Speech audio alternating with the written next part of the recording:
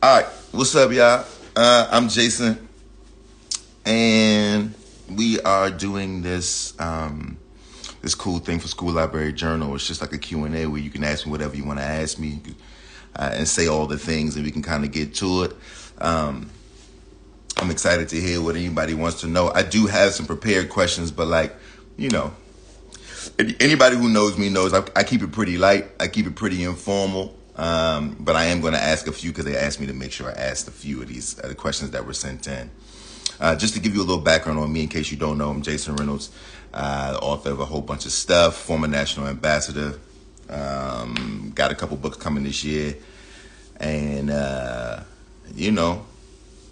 hopefully you've read some of these things that I've made. Hopefully you will read some things that I've made.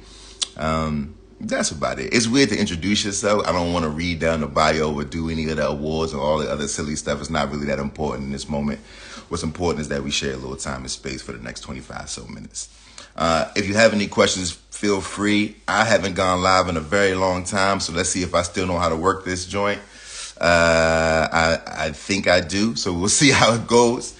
Be patient with the kid, and if you hear anything outside, it's because they're building houses behind my house, so there's a lot of noise happening when it comes to the construction. I apologize, but I live in the city. It is what it is. All right. So the questions, I got a few questions that they sent me, right? And the first question is basically, how did I feel about winning the Margaret Edwards Award, which just happened back in January? And this is a good question, right? Like it's a good question. I don't know how to answer it. How did I feel winning the Edwards Award? I mean, I'm grateful for winning any award, right? Like I recognize every day of my life that nobody actually has to care, right? Like that's a real thing, like people don't actually have to consider you or your work as anything that's valuable. They don't have to see you as something that should be applauded or awarded or anything like that. Nobody is deserving of it. I know we all feel like we deserve something, but the truth of the matter is I never take it for granted whenever anybody acknowledges something that I've done. And in this case, sort of a collection of 5 of my early books were awarded for the Margaret Edwards. And so how did I feel? I feel amazing about it. I feel inspired that, I'm awfully young. And so I feel inspired because I feel like I have so much more work to do, and I'm excited to show the world what I could actually do. I feel like I'm just getting started, you know what I mean? And so to win the Edwards at this age feels both really, really like humbling, but also I'm kind of catalyzed because I'm like, yo, y'all don't even know what I got cooking. I'm just getting going. So I'm grateful for the award. Shout out to the committee, and it's dope. What a time, what a life. And thank you for all of you who supported these books over the years, for sure. The second question in my box on my sheet is, what would I tell students who are in schools where my books and others are being pulled from the shelves and censored? This is from Christine from California. What would I tell students? It's a good question, the first thing I tell students is to always be interested and question why people are afraid of things, like usually usually the things that everybody's afraid of are usually things that we probably need the most, like a lot of times when it comes to information, at least, when it comes to like books being banned and censored and challenged, I just tell the young people that don't let the fear and the insecurity of adults get in the way of your edification. Don't let the fear and the insecurity of adults get in the way of your fortification, right? Of who you will become. I think that it is an interesting thing to think about the fact that we always say that we're supposed to model what the kids are to do, right? And I think that's true, but I also think it's important for us to make sure young people have discernment, understand how to discern that which is real and that which is not, so that they know when to break away from the things that we are modeling for them. We can't tell them that we only want them to model what we do, at the same time tell them that we don't want them to be followers, because that would mean that then we'd have to stand on the fact that would mean that someday they can't follow us. And I hope that day is today, as it pertains to censorship and banning. On the flip side of that conversation, though, I just want to say, like, instead of we focus so much on like the few people who hate the things that we make or are banning or are afraid of the things that we make, the politicians and all of the sort of politicos and the the few parents in the schools, or like it's like these. It's like a few powerful people who are making these things happen. And I think we should be focusing on these librarians and these teachers who are pressing forward regardless, all of the people on the front lines who have shown love and who sacrifice and put their jobs on the line every single day to make sure that our young people get a fair swing at open and honest, not just information, but art. Because that's what it is, right? I think we look at it as like, this is all propaganda. This is all, it's like this weird, we make art. I'm never going to muzzle a child's creativity, nor am I going to sort of shut down what could be the influence of more creativity, which is the biggest fear that I have, right? It's the snuffing out of imagination. It's the snuffing out of possibilities. So to all the teachers and the librarians who are fighting that fight, I'd rather pour my energy toward you than to pour my energy toward the people who are doing the censoring. That's what I would say. That's what I do say to young people. That's how I honestly feel. Spent way too much time jabbering about people who can't stand the things I make, when all of that attention, energy, and love can go to the people who actually do care for our kids and for the work that so many of us make on their behalf. And then another question is, what inspired you to share your very personal story about a heavy topic in the book Long Way Down?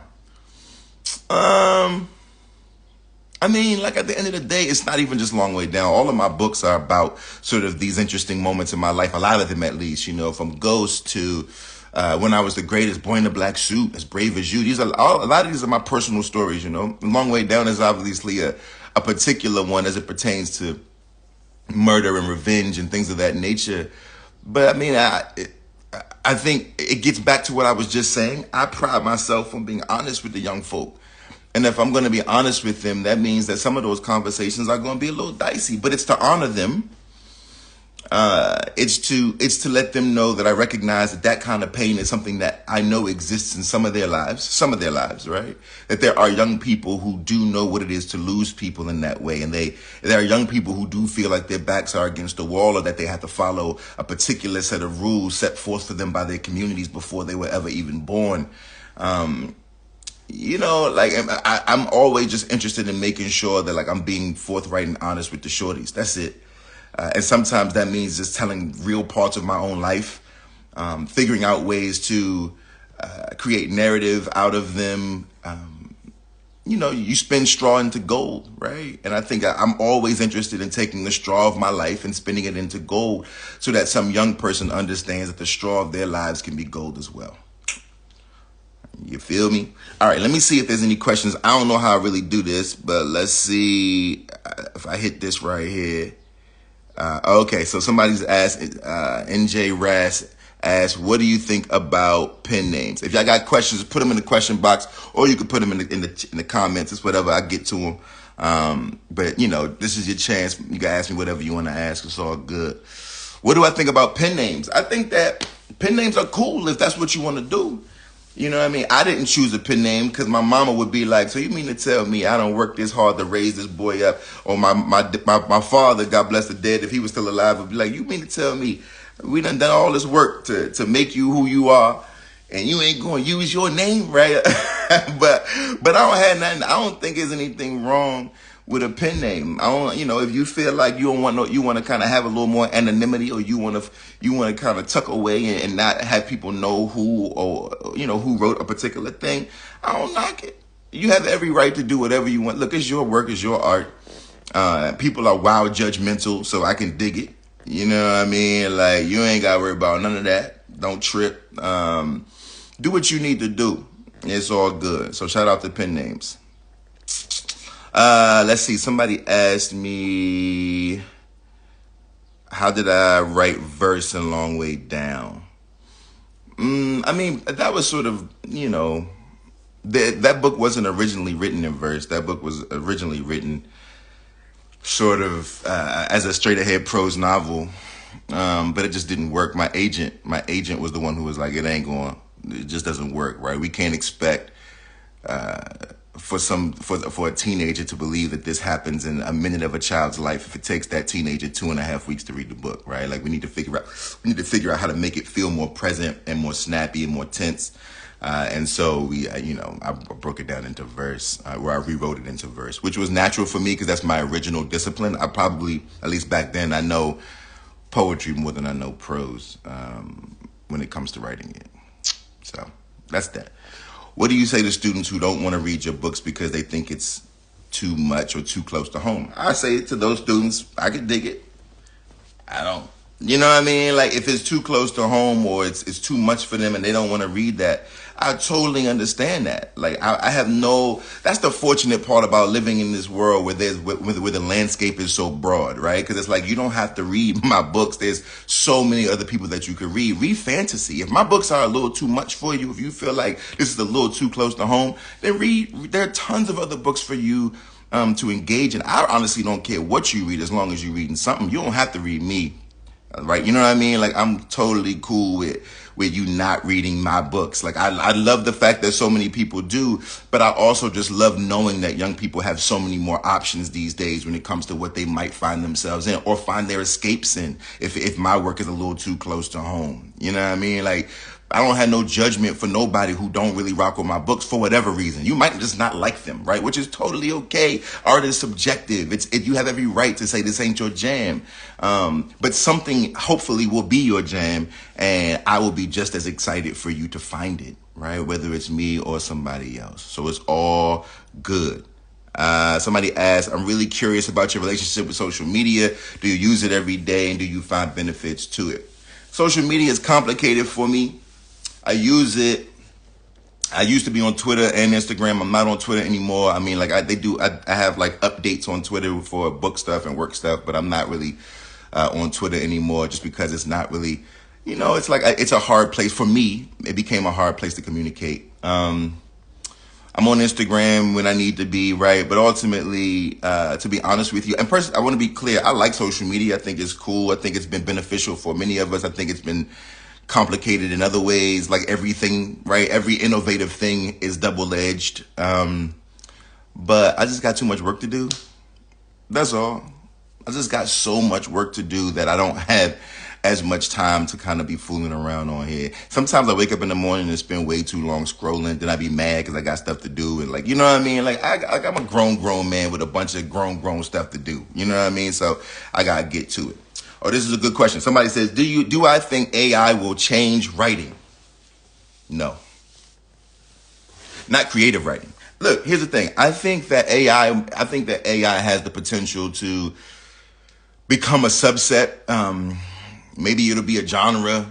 I don't know, but I'm not as like scared about it. There was a brother, a brilliant photographer I met about a month ago. He said, artificial intelligence doesn't scare him. He said artificial imagination does. And I was like, that's interesting because I feel him on that, right? But at the same time, I really believe that human beings value the human spirit. Now, what do I mean by that? I think that like as much stock as we put in our machines and our algorithms and this, that, and the third, they cannot replace human connection. I think that we think they can, but they can't. And I think the time that when we realize that they really cannot is in 2020 during the pandemic, right? We were all locked in the house and all we had was were our machines. And the only thing we wanted to do was be around people. So I believe that no matter what, the human spirit will always be the thing that draws us toward art. It doesn't mean that AI won't make things that work, right? It just means that AI will not do away with the human writer. Like, I just don't believe it, and nor does it. It doesn't fear me at all. It doesn't fear me at all. It doesn't scare me at all. Teacher from Florida, what suggestions do you have regarding the assault on the classroom? You know what? I wish I had an answer. But I'm always very careful about giving any kind of advice because I don't live in Florida. I'm not in the minefield that you're in. All I can do is tell you that I'm grateful for you, and I hope that you continue to fight the good fight. And I'm around if you need some help, if you need me to do anything or say anything, let me know how I can be of service to you, right? But I don't want to offer anything and just I don't want to throw a grenade that's, in a space that I'm not actually at fighting every day, out of respect and humility for you all. But just know I'm on your side and I'm rooting for you, and I'm watching everything that's happening. I've got affidavits and all this kind of stuff, you know what I mean, with my name on it saying that I'm racist and rude and all this other silly. Somebody said that Long Way Down was banned in Florida because it's racist. I don't even mention race in the book. Like, just lies, and it's all very strange, you know what I mean? But, shout out to the teachers and the librarians. Let's see. Oh, there's good ones on here.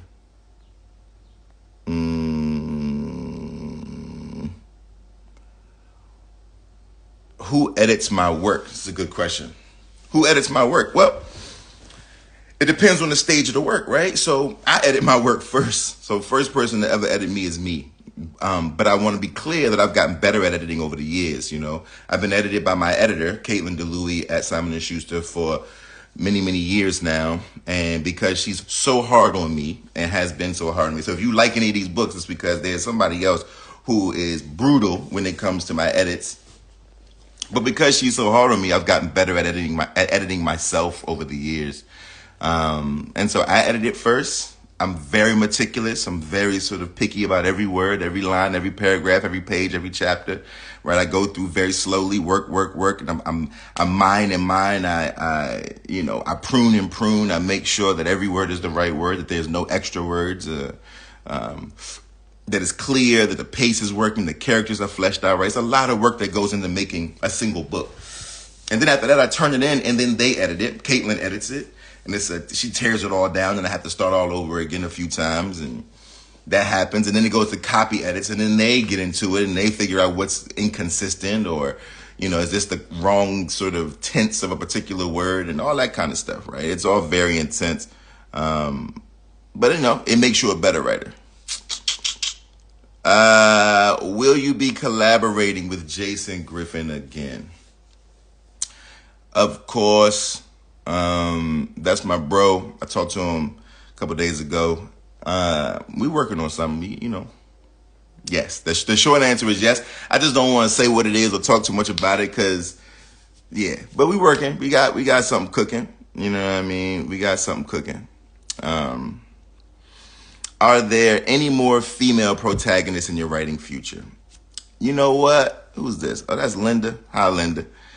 You know what, Linda? Of course. The funny thing is, there's actually a woman protagonist in my is the protagonist of my adult novel. Funny enough, if I can ever get it done, I'm in the editorial process, brutal rewrites and all that kind of stuff. But the main character, the speaker of that book, is a woman. How do you figure what to write about, and where do you get your inspiration from? From Hometown Newsstand, my neighbors, my homies. It varies. You know what it is? That's a good question. Like, where do I get the stories from, or the inspiration from?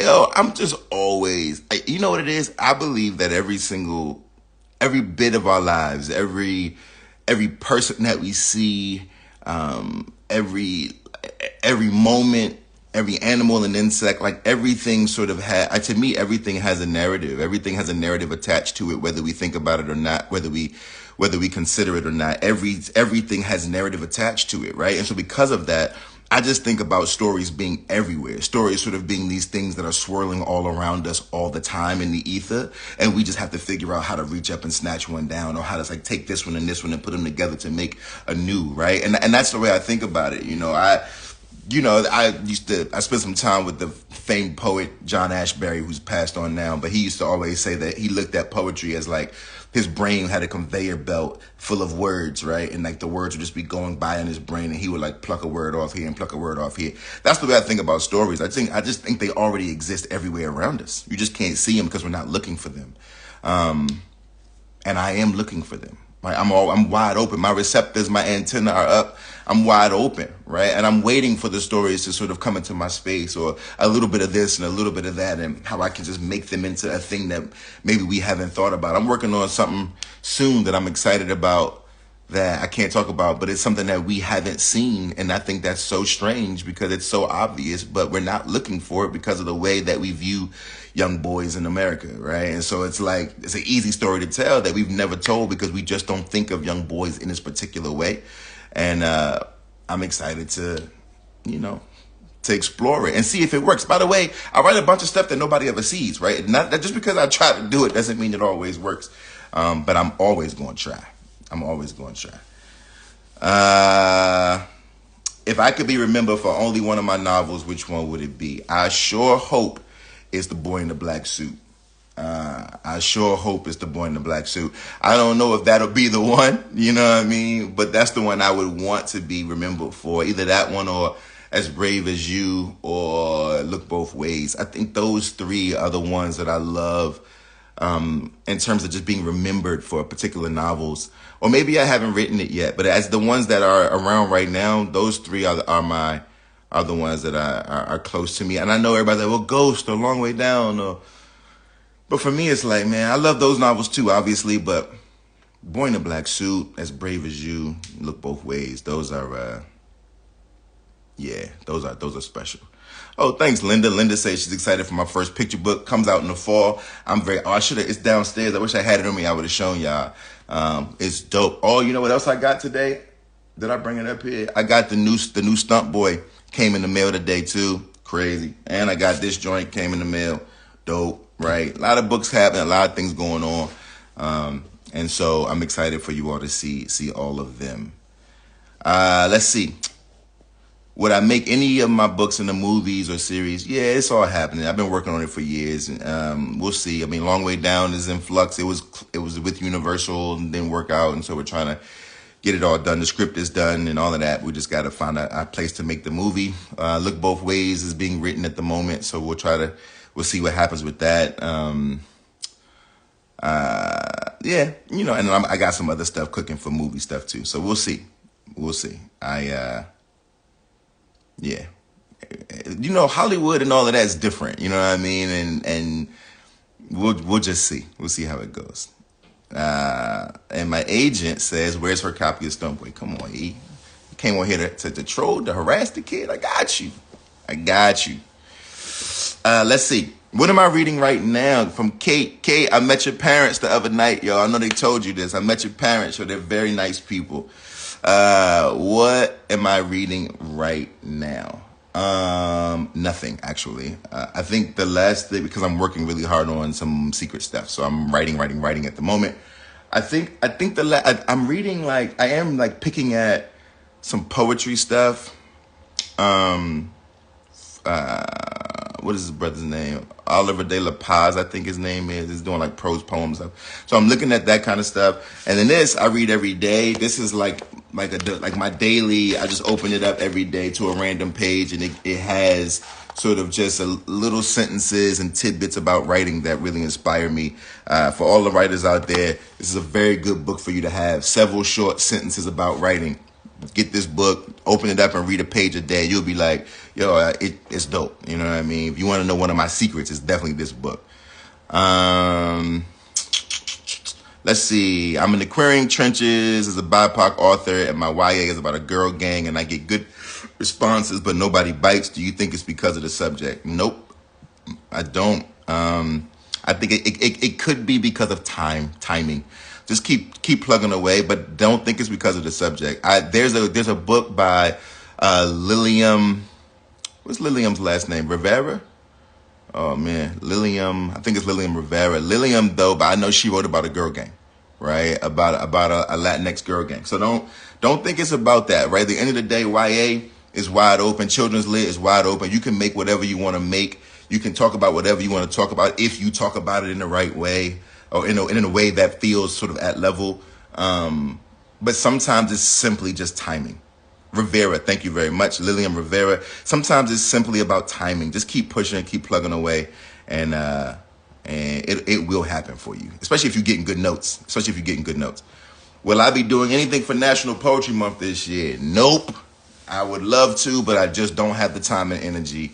But I hope you all participate in National Poetry Month through the poem a day if you can, which, by the way, is unrealistic, so don't worry about it being perfect. But if you want to write a poem a day, do it. But more so, just celebrate poetry all around you. Read it, write it if you want to. Look at the poetry in your life and around you. I think it's a beautiful thing. That's my favorite month to celebrate just because I love poetry so much. Let's see. Yes, my people's at hometown said, don't give up. You may be ahead of your time. To you, NJ Ross. Don't give up, homie. Like, you just keep pushing forward. Any new hobbies that are inspiring me? What am I doing in my downtime? New hobbies. I learned to play mahjong. Dope. That's cool. You know what I mean? Like, random, but also amazing. So there's that. I sleep a lot when I can. A lot of exercise. Like random stuff, you know what I mean? Like just being in the house shucking oysters and getting ready to get to this fishing thing in the spring. I'm excited about that. I don't know. Like you know what I mean? Like I just be open to anything. I think I'm just cool with whatever interests me, whatever's going to sort of push my mind to a different space and open me up to new experiences. I'm game for. You know what I mean? Wide open about it. Shout out to life being interesting. Let's see. So many questions. Let's see. I got time for one or two more. Do I listen to audiobooks? I do. Oh, that's what I've been. Oh, okay, I got it. What I've been listening to. Rick Rubin's book, The Creative. What is it called? The Creative Act. Yo, for y'all who haven't read Rick Rubin's book or listened to Rick Rubin's book, it's like a meditation on like what it is to be creative. Incredible. Like just an incredibly interesting way to think about the life that we live. And you don't have to be an artist, by the way, to really kind of dig into this book. I think it's just about what it is to be a person and what it is to live a fruitful life and a life that's inspired. I think it's really special. And, at times it can be a little